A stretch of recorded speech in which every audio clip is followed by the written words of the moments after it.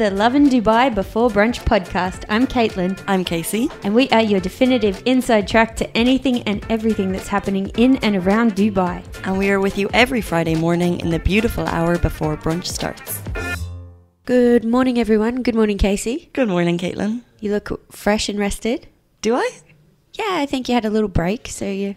Yeah, well, it was a break. It was an Irish wedding, so I don't know how much of a break that is, but it was like 5 days home, 3 days wedding, which is what weddings are now, and then back into work. As long as you're getting a break from the weather, I think it just rejuvenates you. Like, it feels like, genuinely, I think the humidity is just draining people's energy and people are a bit crankier and they're in a rush more on the road, and it's just, yeah, it's more intense. People are angrier. Yeah, I totally agree with you. At least it's only 2 or 3 months. I always kind of like stick up for the Dubai weather because I do feel like it's better than if it was like deathly cold. I love the cold sea. I went to Whistler for Christmas last year and I was just in heaven. Yeah, no, I love the cold and I love the freezing, but I just think this Dubai summer is still very manageable. Like, I still walk to work. You still see people out exercising late in the evenings. Like, you feel like, you know when you go into a sauna and you like sweat it all out? Yes. That's what it feels like when you go outside. It's like a spa experience. I'm just tired of being sweaty though. Yeah. I'm tired of feeling hot and smelly. Yeah, and having like a sweat mustache and my makeup melting off my face and having frizzy hair.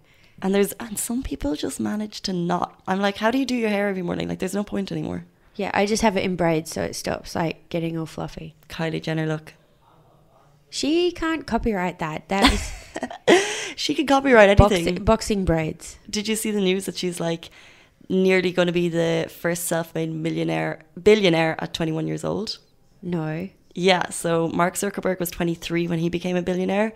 Kylie Jenner will be 21, and at the moment she's at 900 million because of her Kylie Cosmetics beauty range. What? That's crazy. Is she worth more than her sisters then? But I know Kendall Jenner was... Why do I know all this? Kendall Jenner was the highest earning supermodel last year. They earn too much money, but they earn it through controversy. So it is it's clever how they do it and market themselves. Yeah, it is clever how they do it.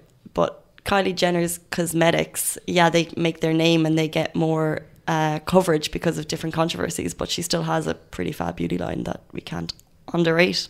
I haven't tried it, so I can't say. But I know that she had lip fillers and then made a lip kit.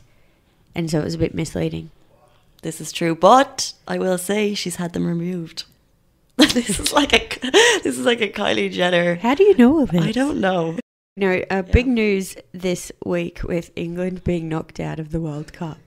Yeah, oh my gosh. English fans have just... It's been an interesting week. It's been highs and lows. Now, we're not going to go too much into the mechanics behind the football because we don't know that. This is true. But we do know that the English fans have been a bit rowdy. Yeah, I heard it was Big Rossi on the Chris Fade show this morning. He was like, look, we didn't expect to get this far. So as each match, the momentum grew and it was just like, how could they not? And I saw another great tweet and it was like, my bank account was not expecting this because obviously every match they just went to town with the celebrations. Yeah, and they were just out till all hours. And there was this guy whose video has gone viral dancing naked at a Dubai hotel bar. Did you see it? Yes. Tell me. People sent this to me. He obviously was an England supporter. It was during the England-Colombia match last week, but it just kind of circulated this week. And he's pictured stark bollock naked on a table with his junk tucked between his legs. And he's got a drink in his hand and he's doing a little jig. And then someone puts the cigarette into the fold of where his junk is tucked. And so there's some interesting things here. The British Embassy then issued a statement just warning English expats to behave during the World Cup. Absolutely. And his whereabouts are currently unknown, this guy, because obviously it's illegal. It's like public indecency. This is illegal in any country to be naked in the middle of a bar. But here, obviously, it's more sensitive. And so there's rumours that he's kind of gone into hiding. He's lost his job. He's fled the country. We haven't been able to confirm any of this, but it is a massive upset for him. For him, but also I feel like it's an upset it just puts such a bad mark on the British people. Like, I'm Irish, we have a reputation for drinking. Aussies have something similar, but we're in the UAE, we have to respect the culture. It's so simple. And this guy just flaunted, like you're saying, like was there any shame? No, he was hammered. He was hammered, and he was obviously in the company of, where did you say he was? I won't name the bar, because there's been a few, like, the police are investigating it now. And one thing I've heard is that, okay, a tourist comes to Dubai and they get caught up in something, I can allow for that. What I don't, and I know this guy worked here because he had a LinkedIn account that's since been deleted. Don't know where he worked, but that means he knew the culture. He knew, like, he would have woken up the next morning being like, what have I done? And in this age where everyone has a camera phone and everyone films everything, of course it was going to go viral. Exactly. But it's the whole culture of the Brits getting overexcited about how far they got. And like I said, I was listening to the Chris Faye show this week and listening to, so they had a question, and it was, will we talk about the football or not? And so many people rang in to say, let's talk about it, because we've had to listen to smug English supporters all week, all through the World Cup, and now it's time to say, see you later, go home without that trophy. It's going home. It's going home. The song has been a bugbear for me, because our colleague has been playing this every day in the office, and now he won't be playing it anymore in the office, which is a relief. I will say, though, when their World Cup campaign started, I was hating every second, but was there a little bit of you? It was kind of like okay, I don't want them to win, but also I do, because I like the fun and the atmosphere that comes from a really proud supporter, because we didn't have any other supporters with national teams in the cup. I tell you who would be loving this victory is Barasti. Oh my That gosh. place is jam-packed every game. I went for one game, regrettably, and turned up, and the queue was down the driveway past the car park entrance down to near the street. Which game was this? It was last Saturday, so it was England versus Sweden. Okay. So then everyone was queuing, and it was so full that it was one out, one in. They weren't letting people in. We finally got in, but then couldn't get in the Superdome, because that was also one out, one in. So we were in Barasti, but couldn't get into the Superdome, and then was queuing for, I think it was about 35 minutes for a drink. Oh, you're not getting into that Superdome unless you have like VIP status. Well, my friends had a table, but there's tables in there. I think there's like VIP at the back and then a full standing. Well, you can reserve tables if you pay. Okay. And we were trying to get in, but it was one in, one out. And then we go, oh, we'll have a drink and hope the queue clears. Didn't clear. Waited for 35 minutes for a drink. 50 dirhams for a drink. And went, you know what? I don't care enough to endure this. So went back up to the main tent, watched half of the game, and then we're just getting like, I got a bottle smashed on my foot. We're getting pushed around. People were rowdy. I just went, I got to get out of here. What would you say, because I heard interesting reports about fans, British fans in the UAE throughout this at different venues. How would you describe the fans at Barasti that night?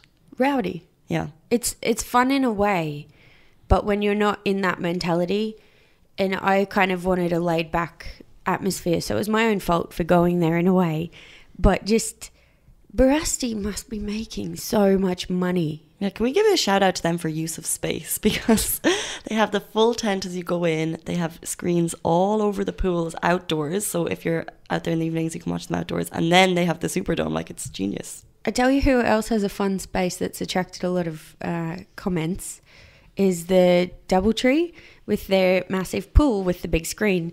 It's been really funny, but also the videos just show people jam-packed, and everyone's going, oh, that pool has to be full of wee. Yeah, I mean, how many people would you reckon is in... So it's a huge, huge screen. How many people would you reckon is in the pool in front of the screen? It's hundreds, right? And it's just shoulder-to-shoulder people. So you're in human soup, and no one's getting out in the middle of the game to go pee, are they? Yeah, I saw the video and I was like, this is great. It's such a Dubai lifestyle. We're in a pool at the beach watching this huge screen, and then someone made the pea soup comment, and I was like, yes, that's true. There were some good gifs on that because someone shared a video with us of it, and the people jumping around, and then all the comments started, and there were gifs, and people really went to town and did a good job of being humorous about it. Yeah, absolutely. But I mean, it would still be a great place to watch the final, I reckon. No? Yes? I don't know. I don't want to be in a piss pool. I mean, there's probably some loungers. There are loads of great places to watch it, though. The Last Stand fan park looks really cool. It's huge. The Last Stand fan park has kind of come out of nowhere as one of the best places to watch it because it's so spacious and because there's about 3 or 4 really, really big screens. So I think even going... Barasti is good in terms of screens, but so many places you go to, you don't get a good view. And for me, I like atmosphere, but don't give me a screen that I can actually see the match. I think I shouted out last podcast to Girders too. It was quite a big picnic tables, massive wall screen, and it wasn't too busy. And I was there, it was a few weeks ago now, but it was a Friday night game and it wasn't too busy. So that was lovely. It'll be interesting. So we have a French-Croatia final where the Croatians and the French will be going. I reckon, Fairmont is pretty popular. There's a few. If you are French or Croatian, do let us know where you're watching it. We'd love to hear and find out more. Yeah, we'd love to come and join you. Yeah. But to finish this off, if an embassy has to give you a warning to calm down your supporting, you've gone too far. Yeah, so make sure you follow the laws and behave and have a great final. And we're going to have a quick break, and that's enough for football. Talk about some other stuff coming up very shortly. Talk to you soon.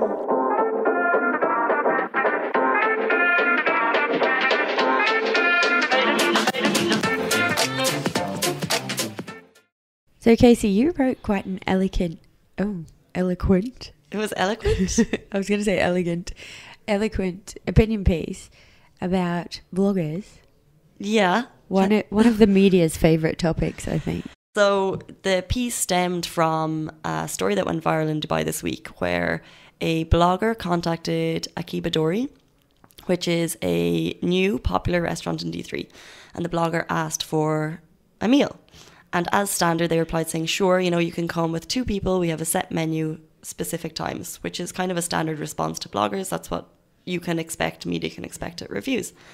And she said, no thanks. I would like a table for 6 and I would like it on a Friday night. And to which he responded, he said, okay, thanks, but no thanks. I'm sure it was very polite.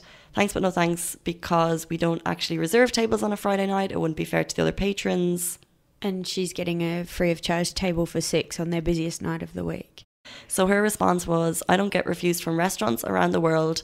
One review from me can mean no bloggers will visit your restaurant. That's a good thing. No one wants bloggers at the restaurant.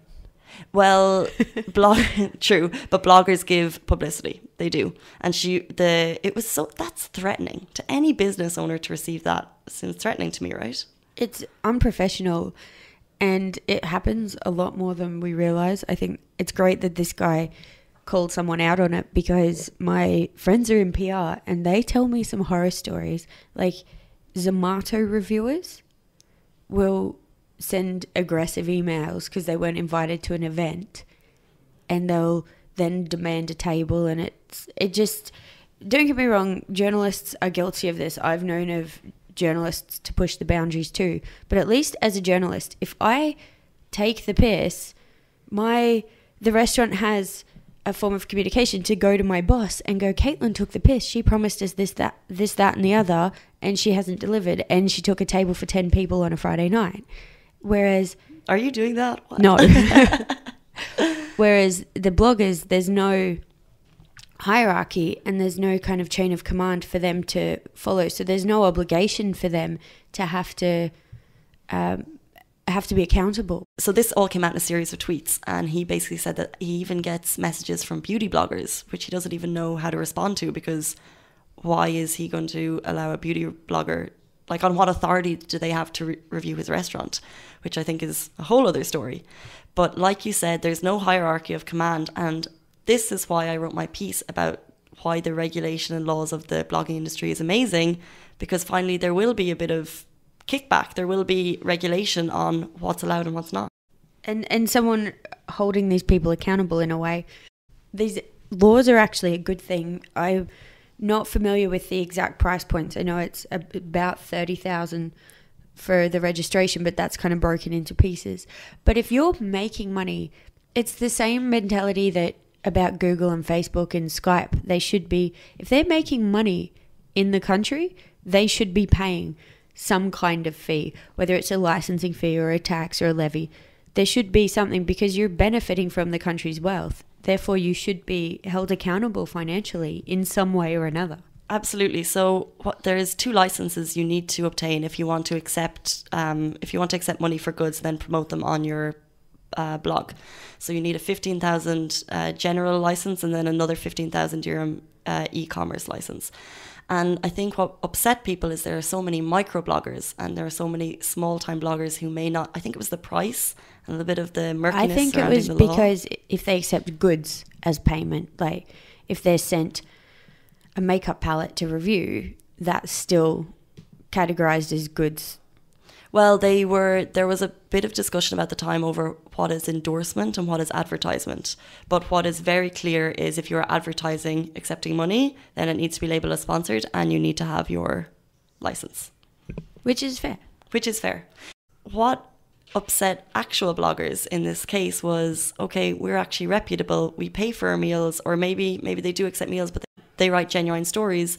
And then this story came out and it just tarnishes all those reputations. It really does, I think. It's definitely a bad reputation for that, because there are the excellent reviewers who do anonymous, like Food Shake and Food Diva.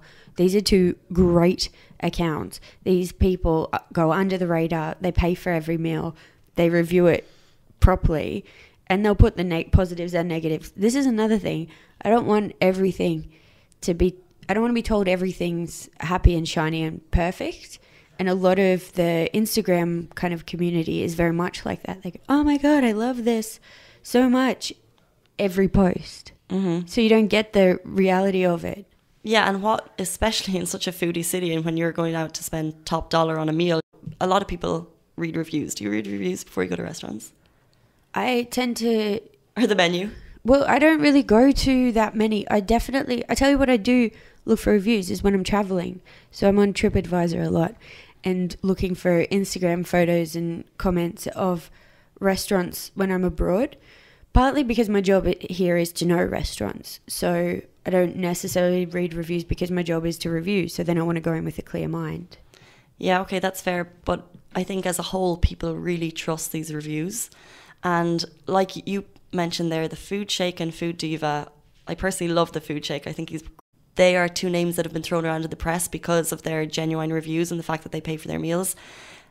Only having 2 or 3 names to throw around in the press isn't enough. Like, surely there should be a lot more people who we can respect as food reviewers, and there aren't. And the Food Shake only started, I'm going to say, 2 or 3 years ago.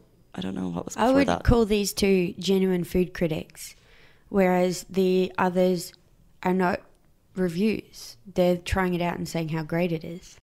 Can we talk about the Zomato world, like the cattiness? Like, I don't think I know enough about it. But when I was reading these tweets, it seems like there's a lot of taking reviews, posting pictures, not being genuine, but doing as much as you can to get to that number 1 spot. Because if you are high up on Zomato as a reviewer, as a critic, whatever, then you're going to get these invites because, like I said, people really, really respect them. Yeah, and it's interesting because people just review everything. People review KFC on Zomato. No. Yeah, and Pizza Hut. So it's not a full-time job. It's a hobby. But I mean, if you're getting free meals at nice restaurants, then it can be a very nice hobby. This is the problem, though. I think people see people getting free stuff and they go, I can do that. I just need an Instagram account. Well, can they? Or a Zomato account. And then they start doing it and trying just for the sake of the freebies, not because they actually love food and love talking about food or love makeup. And a makeup artist, they're just people who want free things. Exactly. But this is the same with Instagram accounts. People are saying, oh, I see this beauty blogger, she's getting lots of free makeup. let me start taking products, saying how great they are, then I'll receive free things. And it's a cycle of people who may not be actual experts. And this is the point that really annoys me. People that aren't experts accepting goods, endorsing them to they could easily have big followings, and then endorsing products which may not be good to people who are susceptible and who will purchase these products. And it's just so deceitful. It's so deceitful. It happens a lot, and I think there's a kind of onus here on the brands that are sending the people these products too, though, because high profile fashion influencers don't necessarily know anything about beauty. So when they then put an Instagram post up about an eyeshadow palette or a foundation and they go, this is the best, I go, how do you know? You've just been sent that and you're saying it's the best. How do you know it's good for people's skin? And you haven't tried it on you haven't tried it on other people's skin. It may look good on you when you have your shiny makeup light and but this is the thing, they don't have an expert opinion. They may like it, sure, I like coffee, I don't have any expert opinion on it, but then you cannot blame the brands. They're getting free endorsement. Like, especially when all other brands are doing it, how high is their moral high ground that they're saying, okay, we're not going to send it to this person in case she's not an expert. Of course they're going to send it to these bloggers. But just knowing their audience. So it's the same with premium versus kind of affordability. I would never expect to be sent a Chanel bag because I'm not writing about high-end products. I'm not a Vogue kind of magazine journalist. I'm a more newsy lifestyle. Affordability is more my kind of opinion and my focus. So if they sent me that, I'd go, that's beautiful, but that's not anything that I can write about. I can't just force that into any of my kind of social accounts or stories. True, but a Chanel bag arrives to our office free of charge from Chanel saying, here you go, Caitlyn. 100% you're snapping a picture, and I would do the same, but this is endorsement versus advertising, right? Because 100% you snap a picture on your Instagram and you say, cheers Chanel, thanks very much, but this isn't where my issue lies. It doesn't really lie with the freebies. It does a little bit, but my main issue revolves in like paid advertisements, which are like shadily labeled. Like, if you're going to be paid for something, you need to let your followers know. And I see it with the obligation is to put it as a sponsored hashtag ad, and sometimes they'll do that, but they'll put it under all the other hashtags. Yeah. So it's not clear. And now Instagram has the paid partnership, same as Facebook. It has a tag where you can tag paid partnership. Yeah. And they're not doing that. Instagram and Facebook. Twitter doesn't have a paid sponsorship labeled tag yet, but then again, people aren't doing as many paid sponsorships on Twitter, so it's fine. Instagram, the main one, you can tag your stories as sponsored, you can tag your posts as sponsored. And even what some people are doing with iPhones, they can tag hashtag ad in the corner or hashtag affiliated link, which bloggers are also earning money from. If you tag it in the corner of your iPhone, it doesn't come up on Samsung's accounts, and people know this. Like, bloggers, they're not stupid. They know that the Samsung users are not going to see that this is tagged, but yet by law they've done it. That's cheeky. So cheeky. So it is an issue, and I think it's more of an issue here than other places just because the framework's not quite in place to regulate this kind of thing. There are a lot of egos in terms of the sense of entitlement is the issue, I think, with this blogger on Twitter, with like this guy, Eda Kibadori. Yeah. It's the sense of entitlement. He's going to actively lose business for 6 people sitting at one table on a Friday night. That's a high traffic time. It's a large table. He's losing business just so she can review it. Say review in quote marks, because I don't even know what platform she specializes in. Yeah. And if she was such a honest reviewer, then why wouldn't she just pay? Exactly. You nailed it, Caitlyn. Sense of entitlement, like, and especially it's a real arrogance. Like, how does he or she think that their review is so important and will impact so many people that they can go to a new business owner? Okay, Kibadori is also owned by the same people that own Stereo Arcade, but this is a new business in D3, and we've seen the restaurant scene in Dubai. New restaurants can go either way, and think that she has the right to take a busy table on a Friday night. It's mind-boggling. I would love to know who the blogger is. So, I don't know. But people have been asking, And I know people who know the guy, and they have, you know, personally asked him in a private way, and he has made a very clear point of not saying it, which I really, really respect, because it's not about, personally, I don't think it's about the individual.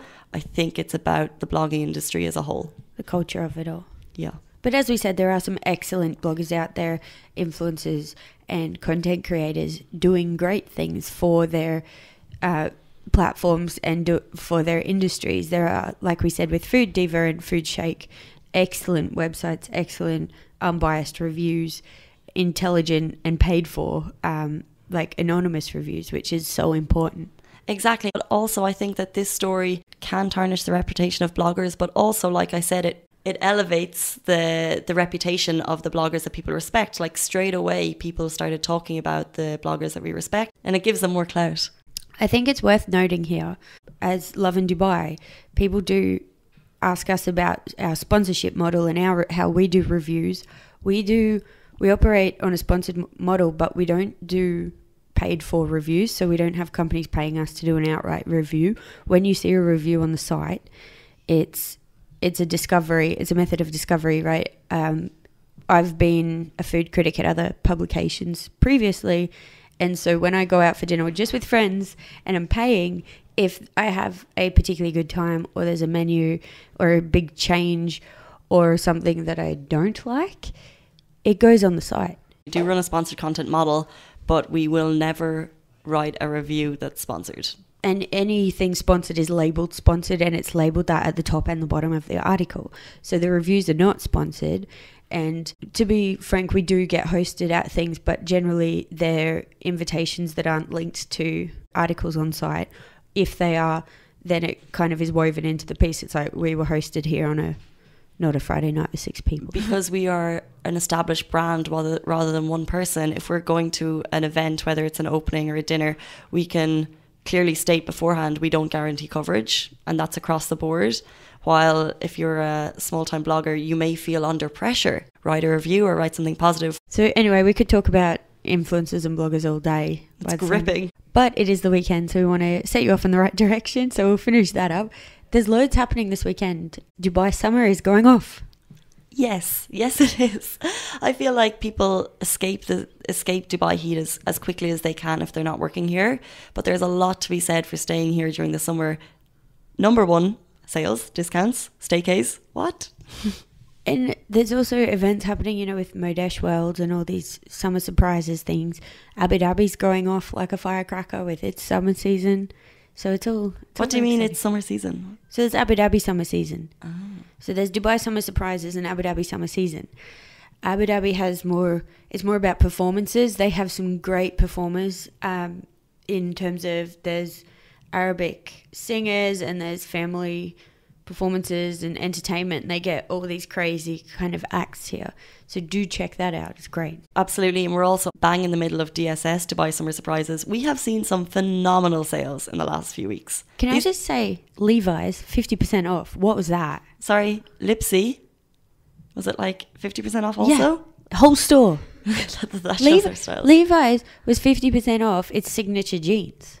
Yeah, and Lipsy was across a whole store, so whatever dress you wanted. And these deal of the days will continue. It's the only problem I have is these are on weekdays. I can't just be like, guys, I'm just popping out of the office for 3 hours to go buy some new dresses. Yeah, and you know it's going to be madness. Yeah, I can't deal with the crowds. But so there's deal of the days, City Centre Dira, City Centre Murdiff, Mull of the Emirates. They're having activations like every weekend, every day, where you can win big cash prizes if you spend a certain amount, which is pretty cool. Kilo of gold. What? You can win a kilogram of gold. Oh, I love Dubai. It's so bougie. There's also awesome summer staycations. In One and Only, you can stay there for $8.95. The Royal Mirage, right? This is in the marina. It's beautiful. It's got the Jetty Lounge, which is one of my favourite places in Dubai. Like, I look at all of the hotels, and I've never been into one and Only until recently, and it's where the Manchester United team stay. Like, I just kind of had this aura around it in my head, and it is as fabulous as I thought, and it's very quiet and relaxed, and it's huge, so it feels very, very private. It's $8.95. Do you know where else has a great deal? Is Aloft the Palm does brunch for 2 plus a night stay in the hotel for $7.99. Absolute bargain. But I did this brunch. It is going to be one of the funnest, partiest brunches. Like, it's the new Bubblicious. It's on our fun brunch list if anyone wants to check that out. Fun, because it's Mexican and the guacamole is amazing. But could we like cut down that price? So it's 800 dirham for 2 people. So it's 400 each. You're getting brunch and that's about 200. So like your brunch 200. What brunches are you going to? Oh, cheap ones, I guess. But I'm just that's a really cheap one though. Even the two that are circa 200 that I know are McGettigan's and Jazz at Pizza Express. Yeah, but I'm just trying to cut it down to like cost price for these hotels. Like, how are they making any? Oh, cost price, right? For the hotel, not the people. For the hotel, not the people. Anyway, there's a lot going on. Yeah, check it out. Make sure you stay tuned to lovindubai.com because we have all your updates and excitement. And we'll be, keeping you updated with everything that's happening. And we'll be with you throughout summer. We are going to, it's worth noting, we did give away that Sephora prize. So we're going to look at some more prizes. If you have a request for a cool competition prize for the next podcast, do let us know. On that note, have a fantastic weekend and happy summer. We'll catch you guys next time.